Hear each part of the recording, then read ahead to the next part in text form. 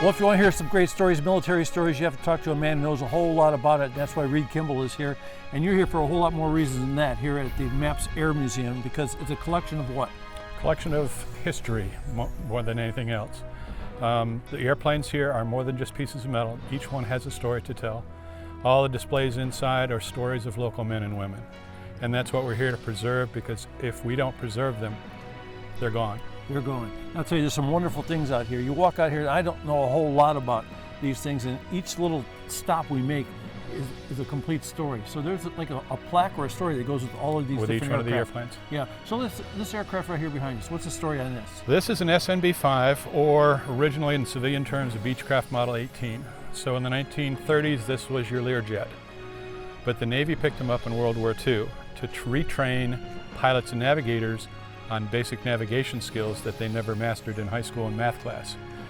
So this is one of our first airplanes. It's when beautiful. we were formed in 1990. Yeah. So this looks like the egg, and that looks like the chicken. And that that is huge out there. What is that? That is our newest aircraft. We got here in January. That's a C-130 Hercules, modern cargo airplane. Short runway kind of thing? Short runway, unapproved runways, things like that, yeah. So you walk around here a little bit. I see an airplane that's still being restored, and it looks like a fighter, but it's a lot bigger than a fighter. Well, the term fighter has a number of roles.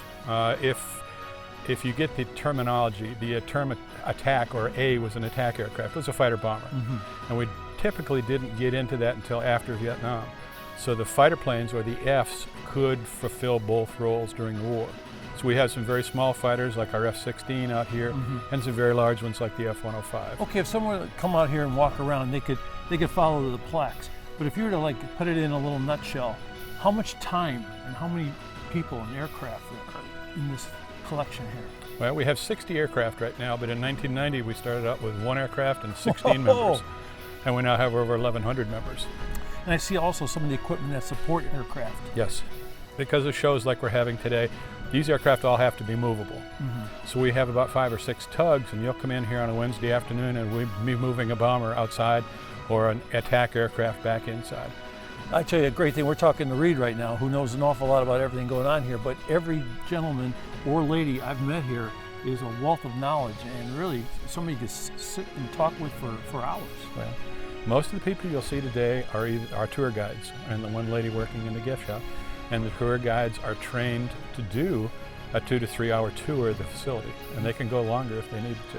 Okay, well, a little bit later in the show, I'd love to come back and talk to you about the men and women behind these aircraft here and the stories behind them. Can do.